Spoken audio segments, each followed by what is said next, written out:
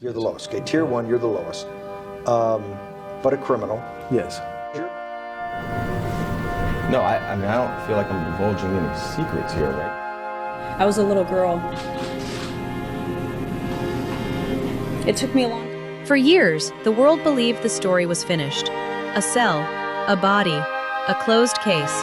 But what if it wasn't? Long after official reports declared the end, fragments began resurfacing. Blurry photos, unverified sightings, leaked logs, and claims that refused to disappear. Each new piece reignited a question many thought had been buried for good.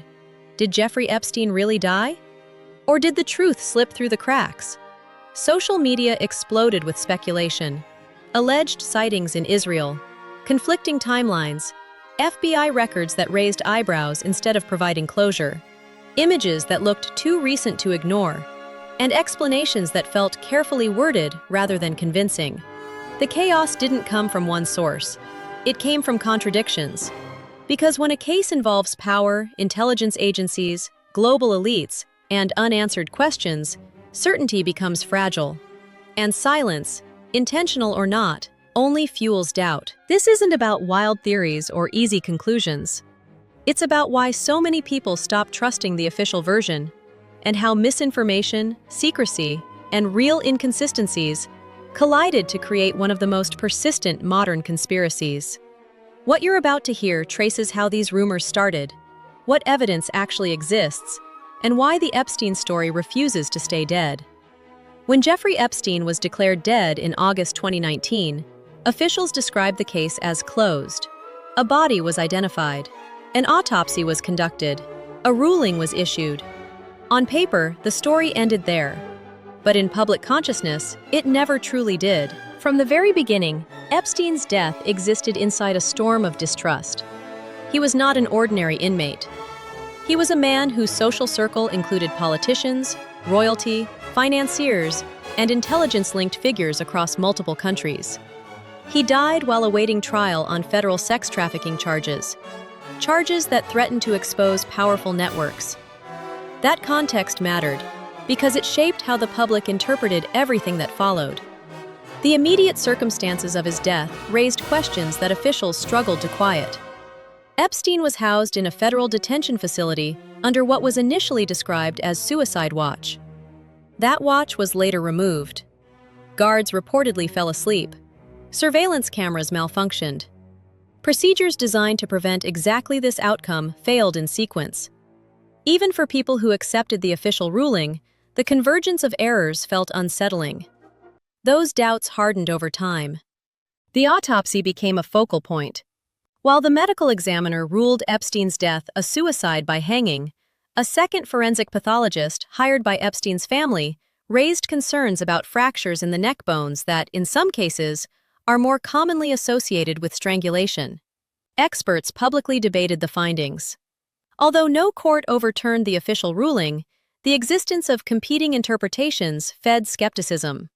Once trust erodes, absence of clarity doesn't create calm, it creates theories. In the years that followed, Epstein's name became shorthand for something larger than one man. He represented elite impunity, systemic failure, and secrecy at the highest levels. When his longtime associate Ghislaine Maxwell was arrested, tried, and convicted, many expected a cascade of revelations. Instead, Maxwell's trial focused narrowly on specific charges. Names surfaced, but consequences did not appear to follow at the scale the public expected. That gap between expectation and outcome widened the space for speculation. Then came the documents.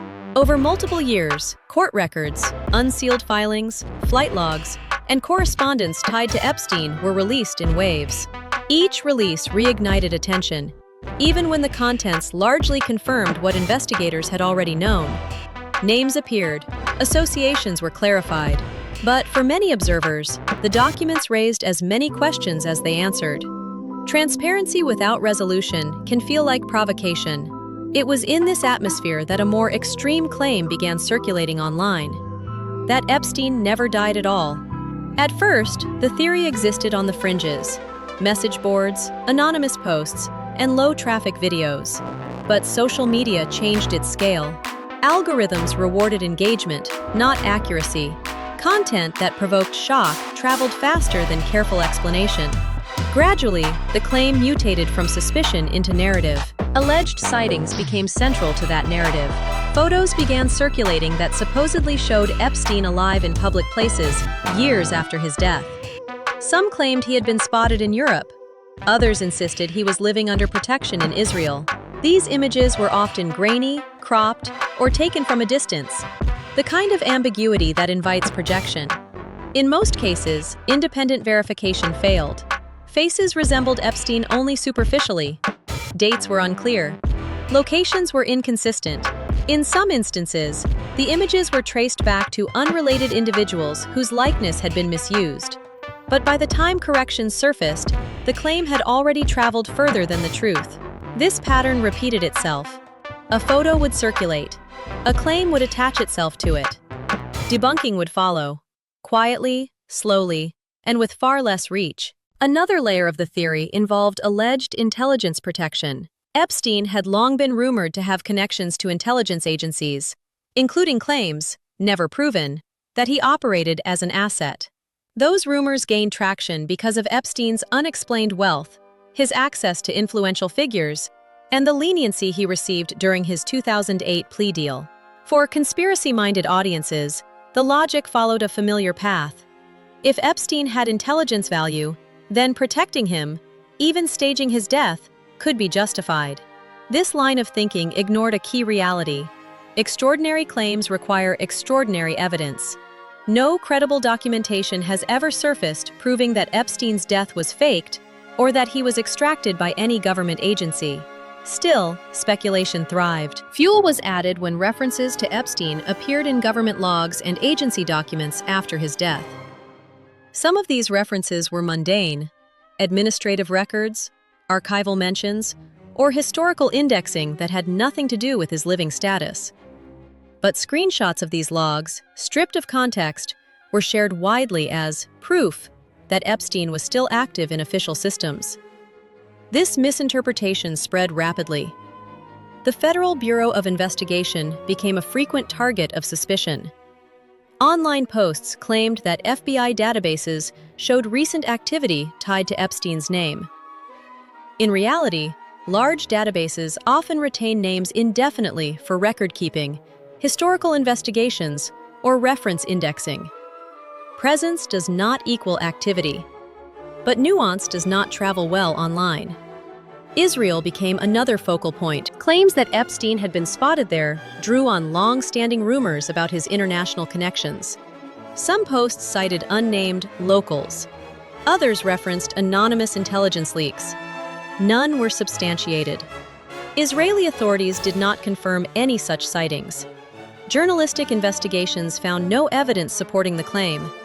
Yet the idea persisted, not because it was proven, but because it fit an existing narrative of secrecy and elite protection. Viral content accelerated everything. Short-form videos stitched together unrelated footage, ominous music, and selective screenshots to suggest continuity where none existed. The structure was effective: raise a question, present a visual, imply a cover-up, and end without resolution. Viewers filled in the gaps themselves. What made these videos persuasive wasn't evidence, it was atmosphere. They leveraged legitimate mistrust created by Epstein's real crimes and the real failures surrounding his detention. That mistrust became fertile ground where false claims could grow alongside genuine grievances. Psychologists describe this phenomenon as narrative substitution. When official explanations feel incomplete or unsatisfying, people substitute narratives that provide emotional closure, even if they lack factual support. In Epstein's case, the idea that he escaped punishment felt, to some, more believable than the idea that systemic failure allowed him to die before trial. That belief says less about Epstein and more about public faith in institutions. It's also important to separate skepticism from denial. Questioning official failures is reasonable. Investigating inconsistencies is necessary.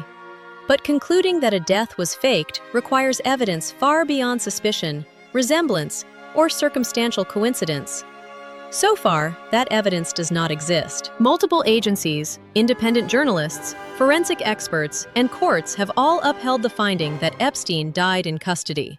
The negligence surrounding his death resulted in administrative consequences and lawsuits, not revelations of survival. No verified communication, financial activity, biometric record, or authenticated sighting has ever demonstrated that Epstein is alive. And yet, the theory persists. Because Epstein represents something unresolved. His victims were denied a full trial. Powerful associates were never fully confronted, and accountability felt incomplete. In that vacuum, conspiracy offers a sense of continuity, a way to keep the story open when justice felt closed too soon. But keeping a story open doesn't make every version true. Understanding how the Epstein still alive theory spread requires examining not just claims but conditions.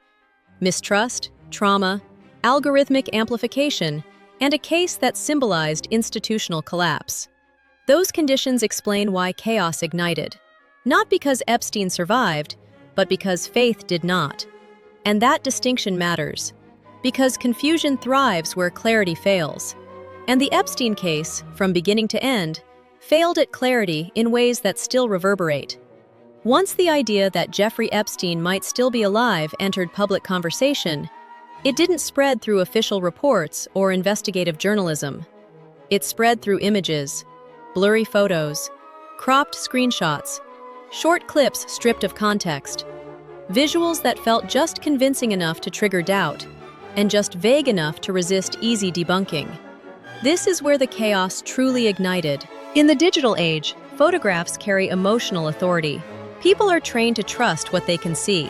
But visual evidence, especially when removed from context, can be profoundly misleading. The Epstein rumors thrived not because of what the images proved, but because of what they implied. One of the earliest viral photos claimed to show Epstein alive in a public space years after his death. The man in the image was older, heavier, and partially obscured. The resemblance was superficial.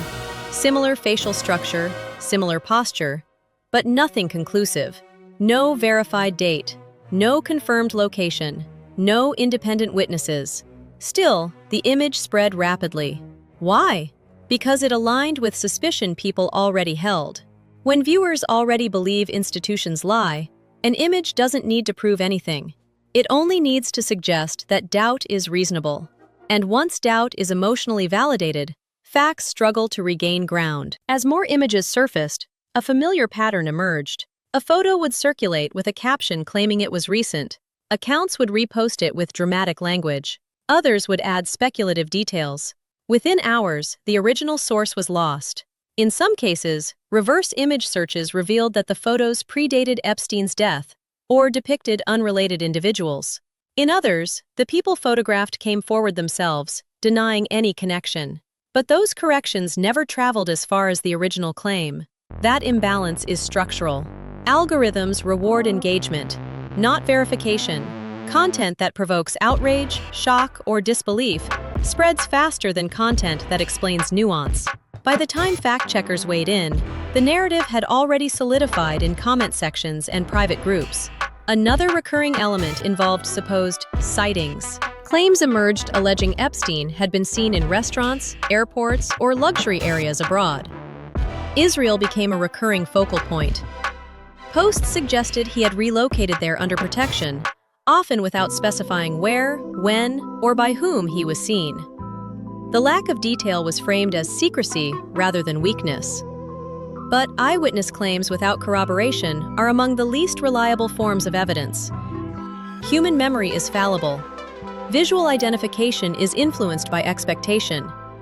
And when a face has been seen repeatedly in media, people begin to recognize it, even where it doesn't exist. Psychologists call this pareidolia, the tendency to perceive familiar patterns where none are present. In the Epstein case, this effect was amplified by cultural saturation. His image was everywhere. That made false recognition easier and more emotionally persuasive. Then there were the FBI logs. Screenshots circulated claiming Epstein's name appeared in federal databases years after his death. These images were often presented without explanation, implying active surveillance or communication. But large agencies maintain archival records indefinitely. Names appear in databases for historical reference, case linkage, or administrative tracking, not because the individual is alive. Context was missing, but implication was loud. Once again, absence of explanation became evidence of conspiracy in the eyes of viewers already primed to distrust authority. The idea wasn't that the logs proved Epstein was alive. It was that officials hadn't explained them well enough to disprove it. Silence filled the gap. The Department of Justice and related agencies largely avoided engaging with viral misinformation directly. From an institutional perspective, that makes sense. Engaging every rumor legitimizes it. But in high-profile cases tied to public trauma, silence can read as avoidance rather than restraint. That ambiguity fed speculation. Another accelerant was selective editing. Viral videos stitched together unrelated facts: Epstein's wealth, his connections, his lenient plea deal, his death in custody, and framed them as a single, continuous plot. The editing implied intentional design, where coincidence and systemic failure were more plausible explanations. Music, pacing, and tone mattered. Somber narration, ominous soundtracks, slow zooms on documents.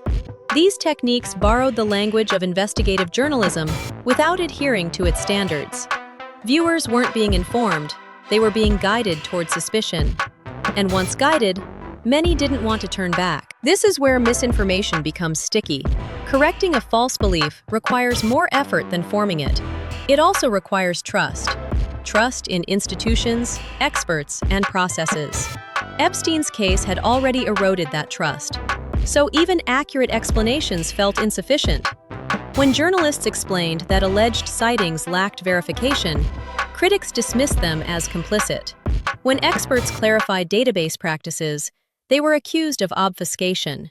Every explanation was reframed as part of the cover-up it sought to deny. This is the self-sealing nature of conspiracy thinking. Evidence against the theory becomes evidence for it. Silence becomes proof. Explanation becomes deception. And yet, none of the core claims ever crossed a crucial threshold. No verified passport activity. No confirmed financial transactions. No authenticated communication. No biometric confirmation. No credible witness under oath. In cases where individuals truly fake their deaths, evidence eventually surfaces. Paper trails, identity leaks, financial anomalies. None have appeared here. Still, the images linger. Because images don't require belief. They only require attention. What makes this especially powerful is that Epstein's real crimes were hidden for years. He truly did evade consequences. He truly did receive protection at different stages of his life. That historical reality makes fictional extensions feel plausible, even when unsupported. But plausibility is not proof.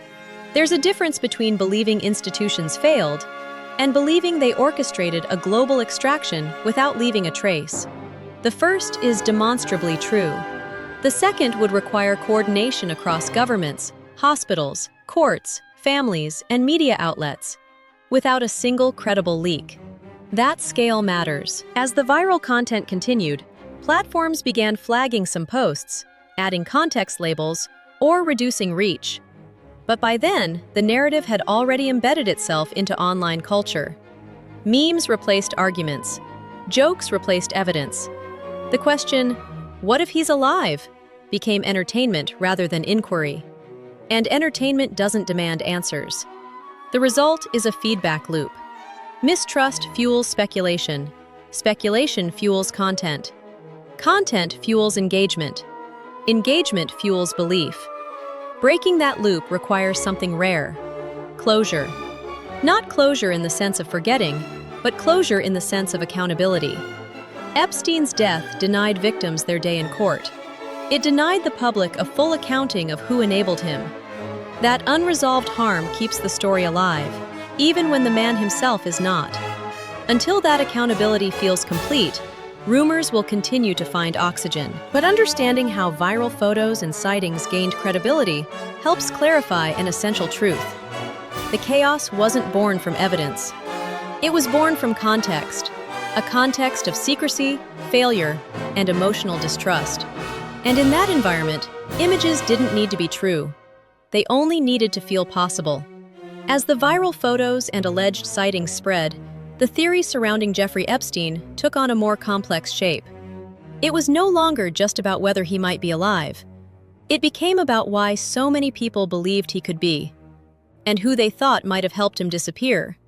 This is where intelligence rumors entered the picture. For decades, Epstein's life had been surrounded by unanswered questions. His wealth appeared suddenly. His access to powerful people seemed limitless. His ability to avoid serious consequences, especially after his 2008 plea deal, felt inexplicable to the public. These realities created fertile ground for a more dangerous idea: that Epstein was protected not just by influence, but by intelligence agencies. The rumor wasn't new. Long before his death, speculation existed that Epstein functioned as an intelligence asset, collecting compromat, facilitating introductions, or acting as a go-between for powerful interests. These claims were repeated often, but never proven. No declassified documents, sworn testimony, or verified intelligence records have confirmed that Epstein worked for any intelligence service. Still, suspicion persisted because of patterns people recognized. Epstein's 2008 non-prosecution agreement in Florida, brokered behind closed doors, remains one of the most controversial legal deals in modern American history. The secrecy surrounding it, combined with Epstein's continued freedom afterward, convinced many that he was too valuable to punish. That belief hardened over time. So, when Epstein died in custody, the narrative evolved. If he had been protected in life, some reasoned, why wouldn't he be protected in death? This line of thinking led to claims that Epstein's death had been staged, that intelligence agencies orchestrated an extraction to prevent exposure of sensitive information or influential figures. The idea appealed not because it was supported by evidence, but because it explained a deeper frustration: the sense that justice had been deliberately denied.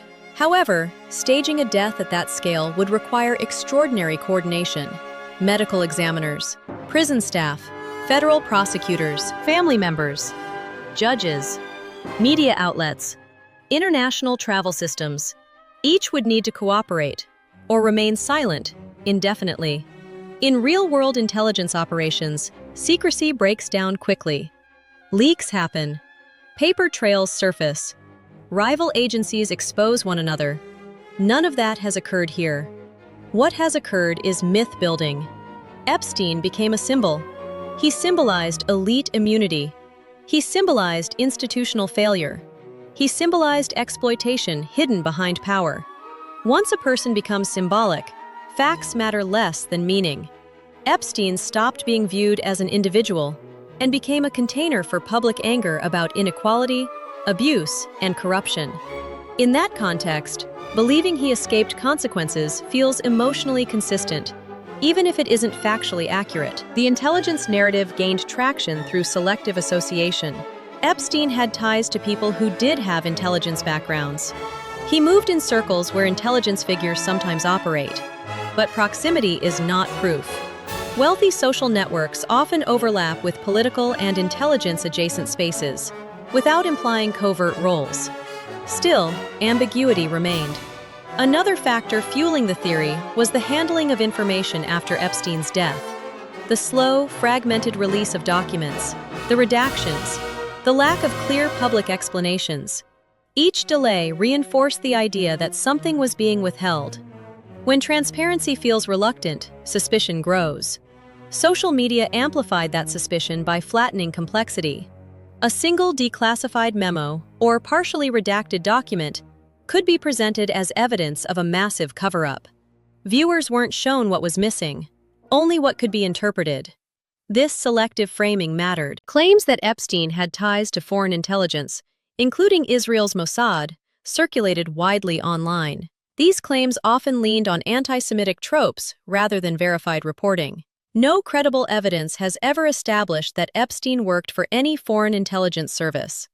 Investigative journalists who examined these allegations found speculation, not substantiation. Yet, repetition gave the rumor weight. When something is said often enough, it begins to feel familiar, and familiarity is often mistaken for truth.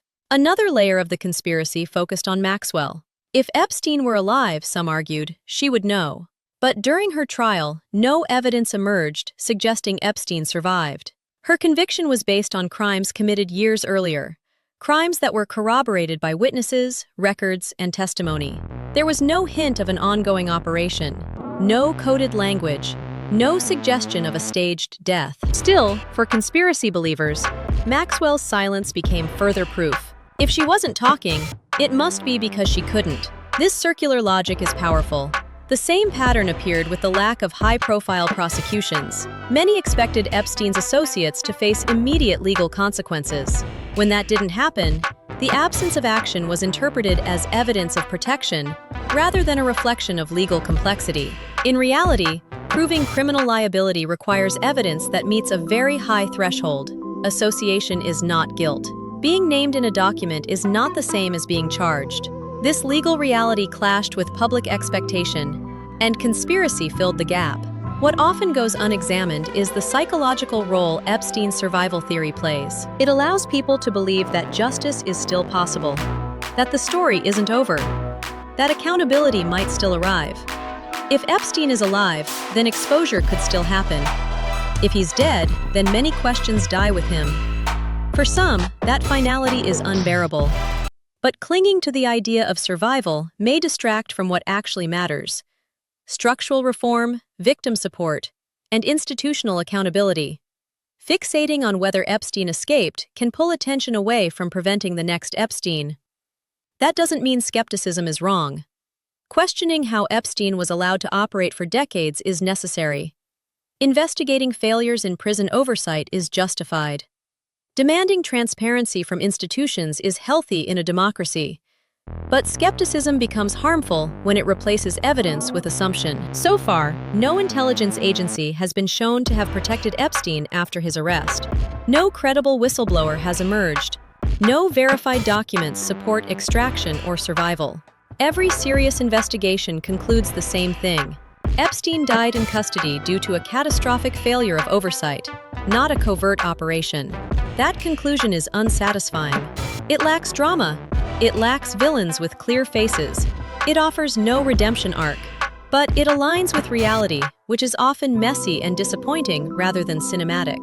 Epstein didn't need to be alive to expose corruption. His life already did that. His death didn't erase the systems that enabled him, and it didn't absolve institutions of responsibility. In many ways, believing he survived gives institutions too much credit. It assumes competence where there was chaos, coordination where there was neglect. The truth may be simpler and more disturbing. A powerful man exploited vulnerable people. Institutions failed to stop him. And when the chance for accountability finally arrived, it collapsed. No extraction required. Understanding this helps explain why the theory persists, even without evidence. It's not really about Epstein anymore. It's about trust, and the fear that the system cannot be trusted to protect the powerless or punish the powerful. That fear didn't come from nowhere. But resolving it won't come from chasing ghosts. It will come from confronting the failures that allowed Epstein to exist in the first place. Failures that are still very much alive. By the time all the rumors are laid out, the photos, the alleged sightings, the intelligence whispers, the half-understood documents, one thing becomes clear. The question of whether Jeffrey Epstein is alive has less to do with evidence and far more to do with trust. Or rather, the absence of it. Epstein's story did not collapse into chaos because of one viral image or one suspicious document. It collapsed because the systems meant to deliver clarity failed at every critical moment. A man accused of exploiting children for decades died before trial. Guards failed. Cameras failed. Oversight failed. Accountability felt incomplete. And into that void, speculation rushed in. That's how chaos begins, not with lies alone, but with unanswered questions. The idea that Epstein might still be alive persists not because it has been proven, but because it emotionally fits a broader belief. That powerful people don't face consequences, and that institutions protect themselves before they protect victims. When people already believe that, even the most extraordinary theories start to feel plausible. But plausibility is not proof. After years of scrutiny, No verified evidence has ever shown Epstein alive. No authenticated sightings, no financial trail, no confirmed travel, no biometric confirmation. Every serious investigation, journalistic, forensic, and legal, arrives at the same conclusion: